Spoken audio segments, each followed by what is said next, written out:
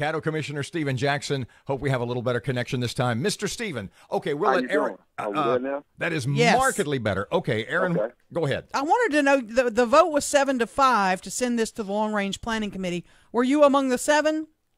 Oh, yes, absolutely. DDA wants to chime in. I want to hear from the Homeless Coalition, Hope Connection. So, we want to figure out what do we do with our homeless population while also keeping the individuals in our courthouse who work there safe. And, to let's put a porta potty out there. You have a whole lot of issues that go around that. Do you put it on the sidewalk, which the city maintains? I saw somewhere where it said maintenance was $18,000. That's a lot of money. $18,000 per month. That's a lot of money. Per month? Yes. Wow. So, Stephen, I'm more on the side of let's give it to Hope Connections and let them build a low-cost, low-restriction shelter. Stephen, explain to me how first of all, tell us what kind of facility it would be. How would it be, like a truck stop? Would it be like the bathroom on the 10th or 12th hole at Southern Trace? How exactly what would the facility be like? Well, it's like, I don't know if you've seen like those, I'll give you an example of like a pod almost. It's probably about that size of those big, large pod things that you see that are storage things. Mm-hmm. Pretty wide in its structure, and it's supposed to be self-cleaning or self-sustaining, something like that. So it's supposed to be environmentally friendly. But it's a concept that originated in Portland, West Coast, and as we see, as we respectfully appreciate Commissioner Chavez for wanting to at least provide an alternative to defecating on the courthouse ground. That's the issue that we're trying to solve. Is it too great a leap to assume that anybody that would think that building a bathroom facility for homeless people on the courthouse grounds would not be a homeless magnet? Well, I wouldn't necessarily say that. I think, again, what we want to make sure is the evidence. Oh, boy. So we don't want to, I don't necessarily know that, some folks say, hey, you didn't want to put a fence up, but now you want to put a portalet up. Then you have the opposite side saying, well, you wanted to put a $200,000 fence up as opposed to spending $100,000 to do the portalet. So it could go both ways. I think at some point we got to try to find some middle ground and resolve the issue of homeless individuals camping out as well as sleeping and defecating on our courthouse grounds while also keeping the folks there safe.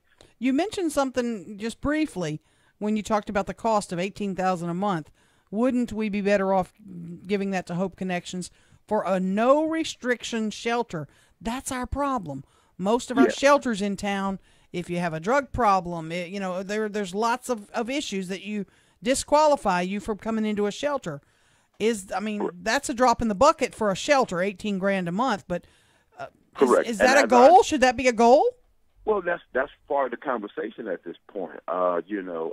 Crystal Pizzaglia, I talk to her often, and they have a private funder who's willing to match funding if someone can put up the matching funds. And so if we need to go into a partnership with Hope Connections and say, look, no portalet, let's look at putting in $150,000 or $100,000 to help them secure their private sector match to get a low restricted shelter.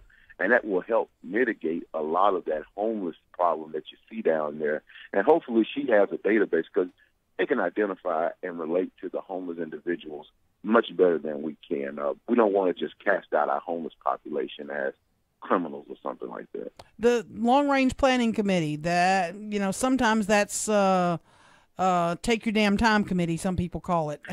No. How long is this going to take before that committee comes back with a recommendation? Well, Commissioner Chavez, he's the chairman, and so as soon as he can schedule a committee hearing, we'll get it on the agenda. We'll get something set up, and we'll sit down and have this discussion. And, again, I think now that we start talking about the low restriction shelter, that's another piece to it. And so we don't ever want to rush to make decisions. We want to make sure that everybody has an opportunity to be heard. So it's a time-consuming process, but we don't want citizens to feel like or any stakeholders like they've been left out of the conversation. So we welcome all ideas. So if any listeners out there have any ideas on how we can make this process better with regard to the fence or the portalet, we'd love to hear from you. Is the idea of a fence dead or on life support? Or at least on the back burner for the time being? Well, what we're doing is we're getting a threat assessment. I believe that was the motion, was to get a threat assessment from a third party or from the U.S. Department of Homeland Security, if that's possible. And so we want to see, there were some folks who wanted to see what is the threat assessment out there and how can we do this. Is it a fence?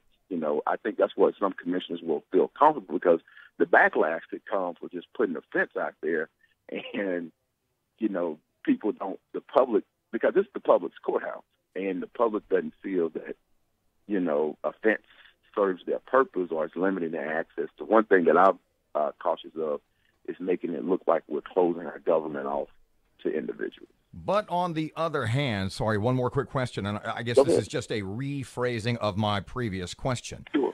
But doesn't putting a bathroom facility on the courthouse grounds, isn't that all but saying we surrender the courthouse grounds to the homeless? No, absolutely not, because more than the homeless could take advantage. The bathroom would not be exclusive to the homeless population. It would be a public amenity. So anyone who needed to use the restroom, if you're downtown and need to pinkle, you could use that restroom, and so it wouldn't be exclusive to the homeless population.